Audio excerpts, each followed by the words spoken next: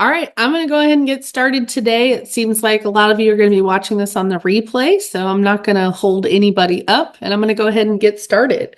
So first of all, today's class is on the power of influence, and you guys can thank my good friend Jess Bolay here for the suggestion of this topic. She and I talk about, we are both Capricorns, we're both high Ds, and twos on the Enneagram scale. So we're a lot alike in a lot of ways. And we were talking last week about just our position in real estate. And this topic applies to lots of industries. Today, I'm going to specifically talk about how it applies to real estate, but I can give you thousands of examples about how this actually applies in multiple industries. And at the end of the day, if you're in any type of position of sales, you likely have some type of power of influence. And what we want to do is we want to talk about your role of that power of influence that you have, using those powers for good instead of evil. And then also the role that your power of influence has on how you transact with people. So specifically, I'm going to talk about real estate, but just know that this can apply to lots of different industries. It can apply to lots of different types of businesses as well, and maybe just in your personal relationships. So first of all, before we get started, let me tell you guys who I am in case you don't know me. My name is Laura Dahl. I am a second generation realtor. My son is a third generation realtor. I have been doing this for 25 years, I think going on my 26th year this year. I have been a broker in Virginia, South Carolina, Tennessee, and now in North Carolina. I have also owned two real estate firms in my career, and I operate currently a team in Western North Carolina and Nashville, Tennessee. So if you have any business you need to refer my way, I'm your gal. I also am a national growth coach for realtors all over the country. And I like to tell people that I'm in what I call the legacy phase of my career, trying to leave my thumbprint on our industry and have a positive impact on realtors all across the country, teaching them to elevate their level of service and to run their businesses like businesses so that they can generate more consistent income. Let's talk a little bit about influence and what it is. Influence is the ability to affect someone's thoughts, feelings, or actions. The ability to affect someone's thoughts, feelings, or actions. You have some effect on someone. And that is just based on you either listening, you giving advice, you offering solutions, you preparing and presenting options to them, educating people so that they can make informed decisions. But your input, your fingerprint on it, as you might say, has the ability to affect someone's thoughts, feelings, or actions. It's not about control. It is not about controlling others. It's not about controlling the outcome. It is about you and your influence and how that affects people. It's really more about inspiring them to take action or to trust your guidance. Especially in real estate, guys, we often deal with people who don't think very highly of us. They don't respect our profession. They think we're overpaid as it is. They think that we get paid so much money just to open doors. They don't realize that we do 183 other things throughout a transaction from start to finish. And so really, we have a responsibility to ourselves and to our clients and to our industry to, guide people to make the best decision for them. We are more of a consultant. We are more of someone who is there to present the options and allow our clients to decide. But we also have influence. They are putting a lot of trust in us. They are putting a lot of their hard-earned money, their fears, their excitement, all of their emotions are tied up into this transaction, whether that is real estate or any other service or whatever it is. These people, your clients and your customers, come to you looking for guidance, looking for you to give them all of the information, give them some guidance about which way you think that they should go, and then helping them make their decisions or to take action. And so you do have a powerful responsibility. You also have the ability to sway people one way or another, depending on your skill set in this department. But what I want you to know is that it's not about controlling people. It is not having the influence so that you get your way. It is not about having an influence so that you produce the outcome that you want every time. It's really about guiding them to make the best decisions for them. And in order to do that, there has to be a level of trust, right? You don't have the influence or the ability to influence others unless there's trust first. And too often I see agents, when we go through role playing, when we talk about in coaching, when I ask questions like, well, how did you present it? What did you say? How did you ask those questions? A lot of times I see agents that are skipping a step in this influence triangle where they're presenting the information and they're expecting the client to do what they're asking them to do without the feedback, without the guidance, without the level of trust that it requires for them to respect your opinion, for them to go in the direction that you're asking them to do. So what I need you to understand is the first things first is we've got to build trust with our people. We have to make sure that they understand that we are competent, that we are confident in the advice that we're giving, and that we are giving them all the information that they need, the good, the bad, and the ugly, for them to make an informed decision, to either take action or to make a very big decision regarding moving forward or closing the sale or whatever it is, or how they feel about it. Right? So when it comes to feelings, especially specifically in real estate, we often joke in our industry that we wear so many hats that sometimes we are their accountant, their, counselor, their therapist, what have you, because this is an emotional process. People buy houses because it's the right fit, or it's a great investment, but they buy houses based on the way it feels. They walk into a house and they know instantly this feels like home. This feels good. This neighborhood, this area of town feels good.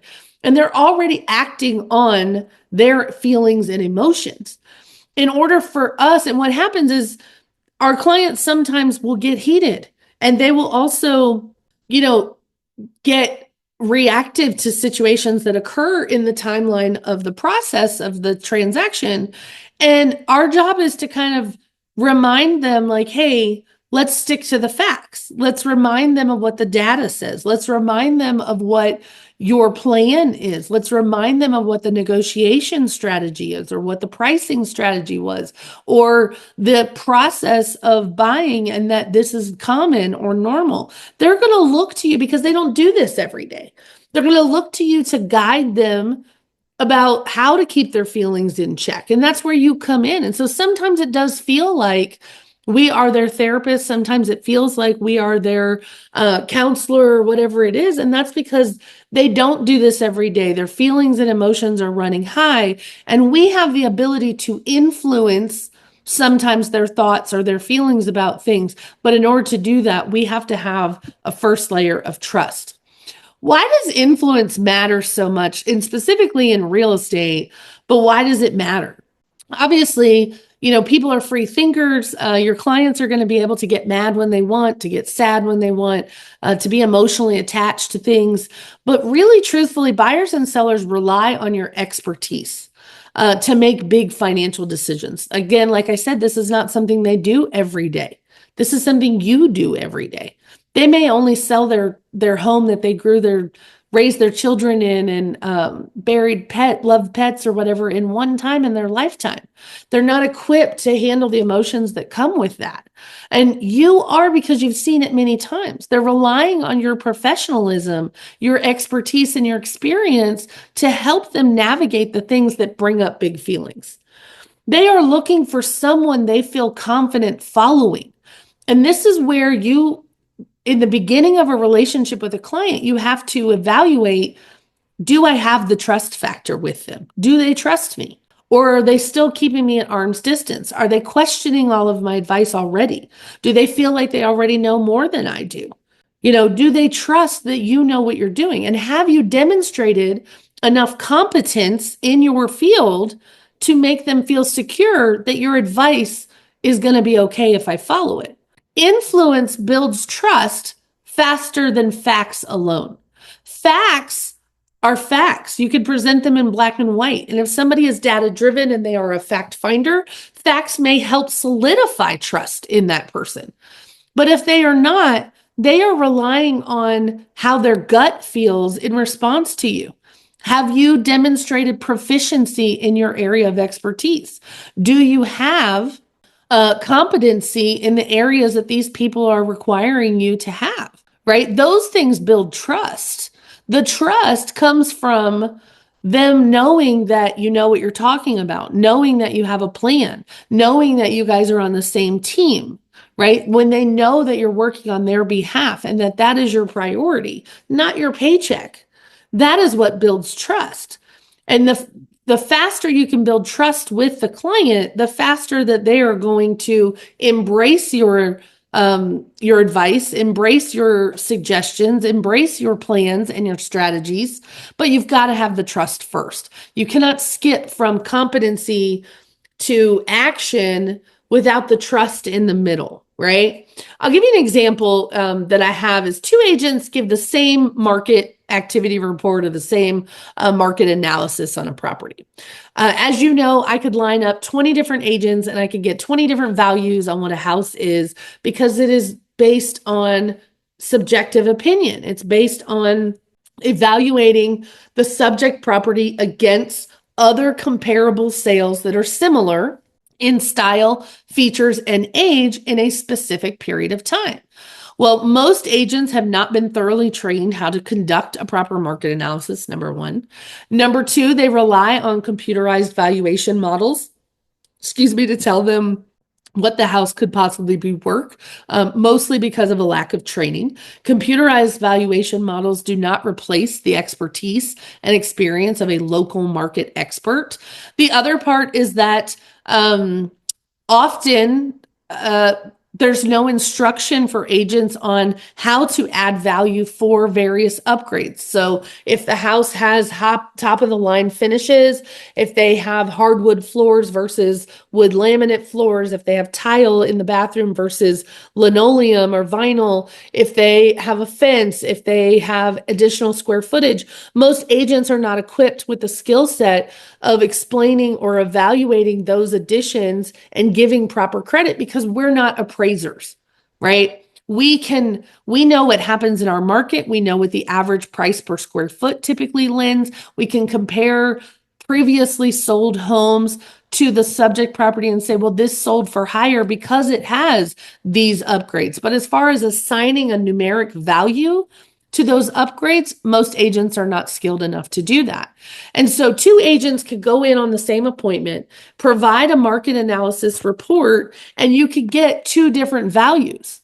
Now, the agent who confidently recommends a clear path forward and can explain and back up their numbers, can explain their pricing strategy, can explain what's happening in the marketplace with data and facts, and also appears to be competent and knowledgeable in their area, that is who's going to earn the listing because you're building trust with all of those things that is going to make your recommendation, they're going to feel more confident trusting your recommendation. But I could line up 15 different agents and get 15 different amounts. And that is why I always teach my coaching clients that when you go on a listing appointment, it is crucial for you to say, Mr. and Mrs. Seller, I don't want you to hire me based on the price that I tell you your house is worth. I want you to hire me because you believe I am the best person to market and sell your property in this market. You and I will arrive at a price together. Memorize that statement, folks. Hit pause. Go back and play that statement again. Write it down. Practice it. Make sure it flows out of your mouth confidently and smoothly. You don't want them to hire you based on the price that you told them their house is worth. You want them to hire you based on the fact that you have a specific marketing plan. You have experience. You have expertise with this type of home. You are a seller specialist. Right? Whatever the things are that you want, that's why you want them to hire you. You don't want them to hire you because you came in on your estimation of value $10,000 higher than 5 other agents. That's going to set you up for failure. So learn that phrase, hit pause, rewind, write it down, practice it, Make sure that you understand how to deliver that. I don't want you to hire me based on the price that I told you your house is worth. I want you to hire me because you believe I'm the best person to market and sell your property. You and I will arrive at a price together. If you believe that I'm the best person to market and sell your home, what's stopping us from working together? What's stopping you from hiring me and making me officially your agent, right? These are the things that I teach in my coaching classes. These are the things that I teach my agents because I don't want you to lose a listing over $5,000. I don't want you to lose a listing opportunity because you didn't share with the seller that the price is something you and I will arrive at together. All of these things are going to contribute to the influence that you have over the transaction, the influence that you have over the seller in hiring you, and the confidence and trust that you're building with them. How do realtors use influence daily? And again, I told you this is specifically for realtors, but it can be applied to any kind of industry. Number one, we use influence every day during our consultations. We want to guide our clients towards realistic expectations. We want to explain the process to them so that they understand step by step what to expect. We want to answer questions that they're going to have during these consultations about how things work and how we're going to work together. We also want to guide the transaction, and by setting realistic expectations, we are taking control over things that we can control.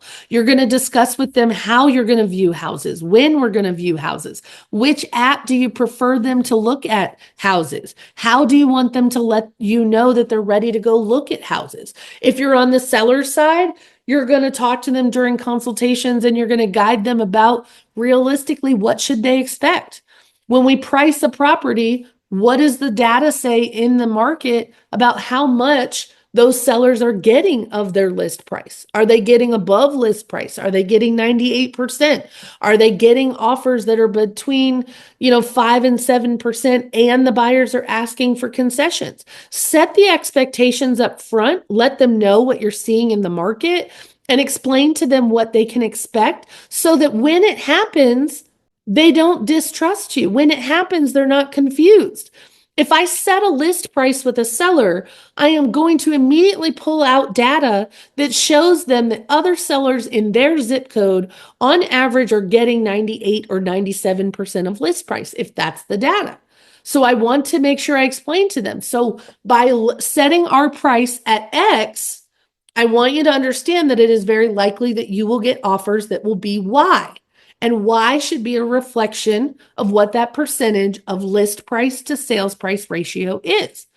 If you don't do that, what happens is you price it at X, you do all your marketing, you actually get an offer, and the next thing that you know, the offer is less than list price. Now the seller's mad. They wouldn't be mad if you had set proper realistic expectations at the beginning. You have the ability to influence their feelings about an offer that's a little bit less than list price because that's what the houses are selling for. With the absence of that conversation, it breeds assumption. The assumption of the seller is that you're going to get 100% of the list price that you priced your house at. And that is simply not true. That's not accurate. And if I can control my client's feelings about this first offer, that this is normal, that they should expect to get an offer less than list price or above list price or whatever it is, then they are not as upset. They already knew what to expect. And that also builds trust with you. If you told them something would happen and it did, you get another check in the trust box because what you said was true. We also use influence when we price a home, when we help sellers understand the market value and the emotional value that a property could bring. We want to make sure that they understand what is happening in the marketplace. We want them to understand what percentage of list price buyers are offering. We want them to understand how their home compares to other homes on the market, not just the solds, but how does it compare to the other houses that are currently on the market, right? Because buyers are not only looking at your home, they're looking at other homes in other neighborhoods, in other zip codes, or other homes on the street. How does your home compare to those? We want to make sure that sellers understand what our pricing strategy is. What is our plan for price reductions, if at all? What is our plan when we get an offer? What is our bottom line? Right? These are things that you all have influence over why you price the things that you did, and getting a seller on board to accept your pricing strategy is going to require you to lay out the data, to lay out your pricing plan and strategy, and to explain to them what to expect. We also have influence when we are negotiating.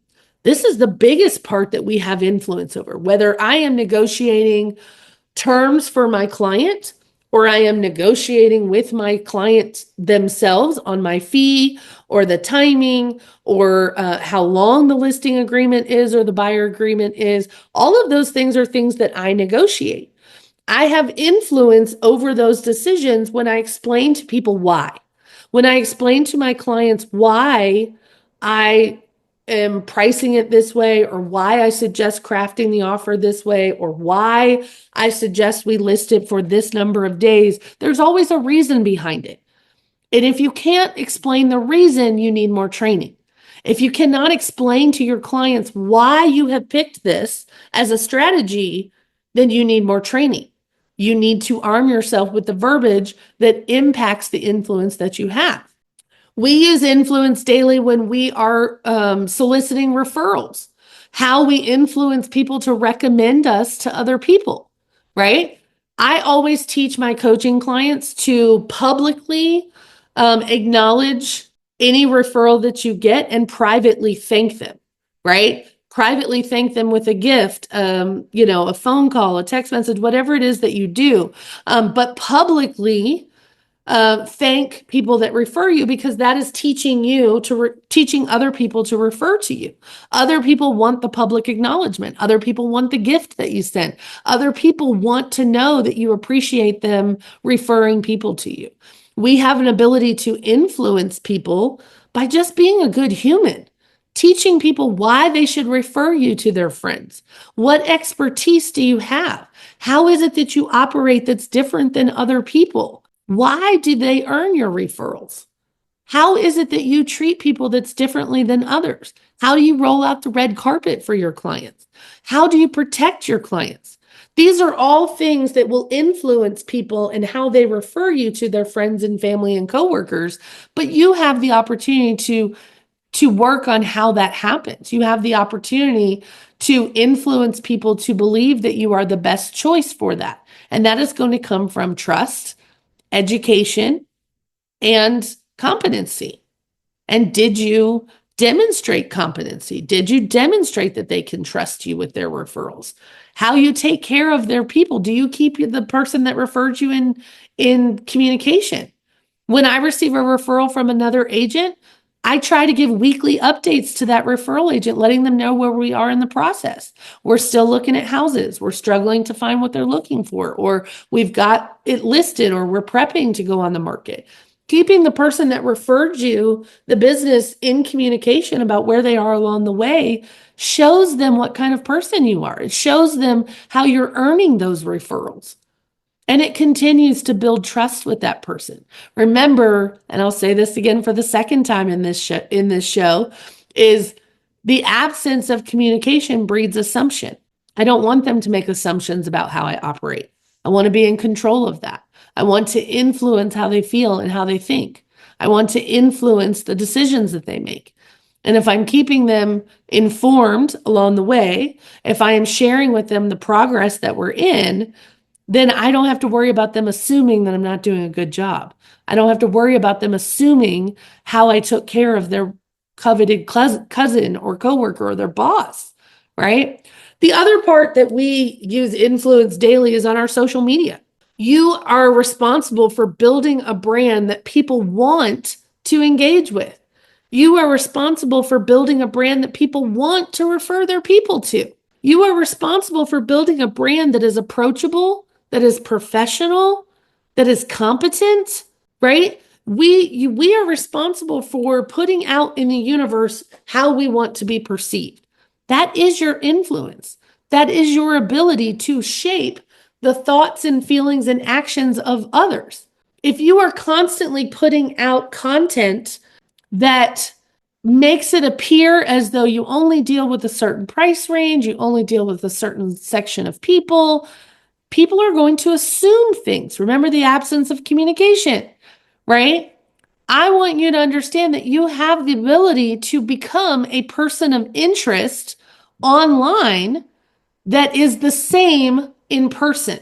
But you have to create a brand online that people like, that they trust, that they immediately feel calm with. Are you the kind of person that disarms people and makes them feel safe and secure and they trust you easily? Or do you have to work twice as hard at that? Maybe you just don't have a likable face. I've met people like this. But you have the ability to become a person of interest that people want to refer to others. Most of that is going to be dependent on your actions, how you show up. Most of that is going to depend upon what you let people see. Do you explain to people how you treat their referrals? Do they even know what you do? Do they understand how you roll out the red carpet? When someone sends a relocation client to me, the first thing I do is send them a relocation package that has all kinds of material about the area that they're moving to. It has local newspaper, it has local magazines, it has an events calendar, it has information from the Chamber of Commerce or the Visitor Center. It is a big welcome packet that just says, I can't wait for you to learn more about the community that I live in, and I know that you're going to love living here. Let me show you all the reasons why. If that is not a part of your normal process, are you skipping steps that build trust, that demonstrate your professionalism, that put you in a different category than others? It's not about the big things sometimes. It's about the little things that build trust step by step. There is positive influence versus negative influence. I will tell you here, I am only about trying to teach you positive influence. I want your influence to be empowering. I want your clients to feel empowered with the decision that they're making and empowered because they're armed with data. They're armed with information they can trust to be accurate. They know that you're competent, right? Our influence is also about educating them. Do they understand what to expect? Do they know what the process looks like? Do they know what this is going to look like? And then are you building trust along the way with every interaction that you have with them? Is it positive? Is it proactive? Or is it reactive? Is it laden with education, information, and answering questions? Are you able to demonstrate your proficiency and your capabilities to them? The negative types of influence are going to be manipulation, fear tactics, pressure. That has not ever been the kind of salesperson that I am, and that's not what I teach. Examples of the positive influence obviously are going to be helping a first-time buyer feel confident despite having fear, right? And that's because you've armed them with the data to feel good about their decision. They feel confident about the numbers. They feel confident that this is the right house for them because you've reminded them about what their search criteria is and how this house checks all of those boxes. You've reminded them about how they felt when they walked in the house. That's not manipulation, that's education. Those are sales tactics to help you remind the client because they do let emotions get in the way sometimes. They let their fears, they let their anxieties, they let the opinions of others influence their decisions. What you want is your opinion based on data and based on facts and your expertise to override the opinion of Uncle Tom, Uncle Eddie, that sold real estate 35 years ago in another state. You want your opinion to be the one they trust. You want your influence to be the one that matters to them. The only way that they're going to take your advice over Uncle Eddie's is for them to believe that you know what you're talking about, for them to understand that you are competent, right? For them to understand that this is what you do every day. It will be demonstrated in the words that you use, the patience that you demonstrate to them, the education that you provide to them, the demonstration, if you have to actually show them the data or show them other houses. Those are all positive influences. Negative influences and examples would be pushing a buyer into a home that they just don't love just because you need a paycheck. Or knowing that your client said they do not want to live on a busy road and you continue to show them houses that are on a main road with no care or concern about why they didn't want a busy road. Or pointing out something that you see in the house that you know could be a problem for them, but you stay silent because you don't want to jeopardize the sale. That's not integrity. That is not a positive influence. That is you setting aside the goals and things that your clients told you they need and putting your interests above theirs. Those are also trust eroding behaviors. You build trust by pointing out things to the client that you think that they should be concerned about or that need further evaluation. You point out things to them to ask just to make sure that they have considered the thing that they're questioning or the thing that they're overlooking that they told you emphatically that they did not want. People will change their mind on their search criteria. It happens all the time. Your job is not to question whether or not this is the right fit for them. It's to make sure that they feel safe and secure in their decision, that they've thought it through, that you heard them in your initial consultation and you remember them saying that they did not want X, Y, or Z. Have they thought about that? What you don't want is for a buyer to feel pressure, go under contract, and 2 days later you get the call that they want to terminate. That will erode your reputation in your community and will also erode the trust that the other agent has in working with you. And a lot of those things can be avoided. You can avoid a lot of terminations by making sure you ask enough questions on the front end. Make sure that you're educating your client about why these things matter or what you're looking for. Making sure that they know you're working together as a partner with them. You're on their team. How to strengthen your influence? Number one, be authentic. Be you. You are the special sauce to this. There is a reason people are hiring you and not someone else. It could be because they have instant trust. The person that referred you to them, they have a lot of respect for, and they had a great experience and they trust their recommendation. You might walk into a door with an instant client that already trusts you because of how you were connected. But you will continue to build trust by being authentically you, showing up as the person that people can trust. People can spot fake energy fast. They know when you're being fake. Be consistent. Show up. Do things consistently for every client so that you're producing the same results no matter who the client is. If you want continued repeat referral business, be consistent with how you show up and what your process looks like. If everyone has the same experience, then the outcome should be the same regardless of what happened in the transaction, because every transaction is different and things will go sideways quickly. But if you have a streamlined process and a system of how you operate, you can guarantee that the results will be similar. Educate first. People follow those who teach them, not those who sell to them. No one likes to be sold.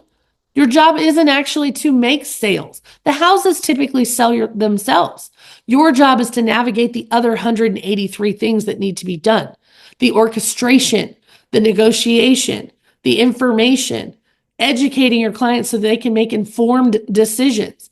At the end of the day, we don't make decisions for our clients. We influence their decisions based on the advice that we give them. They are looking to us because we do this every day and they don't. They are looking to us for guidance. They are asking us to help influence their decision. But in order to help make the best decision, they've got to be armed with the facts. They have to be armed with the information that is going to make them feel good about the decision. You don't want them to make the decision under pressure and turn around later and terminate, or feel bad that they bought a house that they really didn't love. They felt like they had to move forward because they didn't feel safe trusting you with their feelings. I also want you to show proof. Share client wins, share testimonials, share success stories, show people and demonstrate your proven results. Demonstrate your competency on a daily level, right? And the last part is listen more than you talk. Listen to what your clients are telling you. Take really good notes at your consultation about what their fears are, what their feelings are. How do they feel about buying this house or selling this house? I had a listing appointment once where, unfortunately, my seller client's child had passed away in that home that she needed to sell. And she was emotionally attached to this property. And I did not ask the right questions during this listing consultation and this listing appointment. I needed to ask how she felt about selling this home, because I did not ask that, and we got it under contract and she did not want to accept the offer because she wasn't really actually ready to sell. She had not dealt with her feelings of letting go of her daughter and the memories that she had in that home. And that is why we need to ask more questions. We need to do more listening, and we need to understand what their needs and emotions are centered around buying or selling a house before you give advice. I'll tell you one more quick story about that. I had built really great rapport with a buyer client of mine, and we were looking at houses, and throughout the week we had great banter back and forth with each other. And we walked into one house, and it was very typical for the houses that we saw, where they would ask me my opinion. What did I think? And obviously, I treat all of my clients like they're my friends. I am very authentic and real with them. I will always be honest with them if they ask me my thoughts. But this particular instance, we walked into a house that I felt like was a dog. It was literally one of the ugliest houses we had looked at. It did not meet most of the criteria that they said they were interested in. And I just didn't feel like it was the right fit for them based on what they told me they wanted. I made a crucial mistake that day of giving my opinion immediately when we walked in the door. And I said, "Oh, this house is ugly." They fired me on the spot. And they actually told me that it was the only house that they liked out of all the ones that I showed them. And because I said I didn't like it, they were worried and they did not have confidence that I was the right person to represent them to buy that house. And I learned a very valuable lesson. You do have influence. They want to know what you think, but you might want to wait to see what they think before you give your opinion. And is your opinion based on facts of what they told you, things that you learned about these people during your consultation or throughout the process? But make sure you understand what their needs are versus wants, and what their opinions are before you give them advice that is merely based on opinion. Is it something that could be backed up in fact? Stick to the facts. Conduct yourself professionally, and then you won't have to worry about being fired for giving an opinion that they didn't like, right? Be authentically you. Be consistent. Show up how you want to be perceived. Educate people so that they feel informed and they feel good about their decisions. Explain to them all of their options. Be transparent about what their options are. Of course, you don't want your client to terminate the contract, but is that one of their options? Yes. You want to make sure that they are making informed decisions based on all of their options. Don't skip over the option that you fear. Make sure they understand what that option is and what the repercussions could be if they choose that option. Once you've laid out all of the information, it is up to the client to decide. But you can put your head on the pillow knowing that you gave them all the information they needed to make the best decision for them, and they understood the consequences. You're going to build better relationships and more trust by laying it all out and giving them the pros and cons and letting them decide for themselves, rather than just saying, well, this is what I would do. That doesn't have a lot of weight for people who are skeptical, for people who don't trust you already, right? That doesn't have a lot of weight about how to navigate that moving forward. Make sure you understand what it is that they need and what they want. So I have some questions for you to think about. And you can always reach out to me and tell me what you think. You can start a chat. You can comment below in the YouTube channel. You can reach out to me directly through a DM. But how have you been positively influenced by someone in business? What stood out to you that you listened to that person's advice? How did they make you feel that you thought that advice was good? And then I would also ask you, have you ever been negatively influenced? Were you pressured by somebody to make a decision you didn't feel comfortable? What did you learn from that experience? What can you apply that has happened to you in a negative way that caused you to erode trust or to not feel like that person knew what they were talking about? What did you learn from that? And then I would ask you, how can you shift from selling to guiding people more in your client conversations? When you feel yourself being salesy or a salesperson, how can you change that narrative or change the words that you use to feel more like a consultant and guiding people to make the right decision for them rather than pushing them to the decision that you want? How can you switch from selling to guiding? A lot of that is going to be in the words that you choose. A lot of that is going to be in the trust that you build in the beginning. A lot of that is going to be in how you show up, right? So I'll leave you with this one question, which is, what small change could you make this week to increase your influence? Can you change the way you influence the community around you, that you influence your network to earn your referrals, that you influence people to refer you, that you influence clients to hire you, that you influence agents to come work for you, that you influence somebody to shop at your store, whatever it is, or to partake in your services, or to show up for an event that you're having? What small ways can you use your influence for good instead of evil?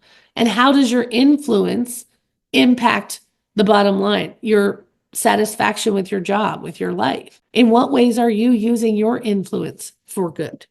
Thank you so much for coming today. I will tell you guys that I am offering a VIP Power Week that is available. The biggest thing that I hear from a lot of agents right now is that they simply cannot afford coaching. And so I tried to come up with a solution that would allow you to get maximum results for the minimal amount of investment. So I do have a VIP Power Week available that is $479 for 7 days of intensive one-on-one coaching.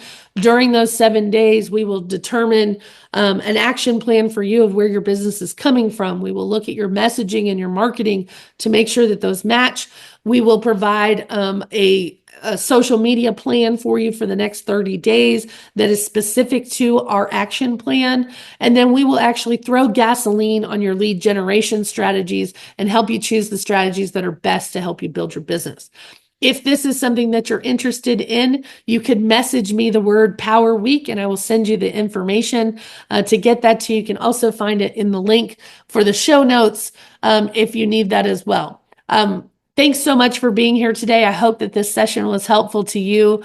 Let's work on changing the perspective of people and why they need realtors, but let's also work about the power of influence that we have and how we show up to do what it is that we are built to do with authenticity and trust and integrity. Thanks so much, guys. Have a great day.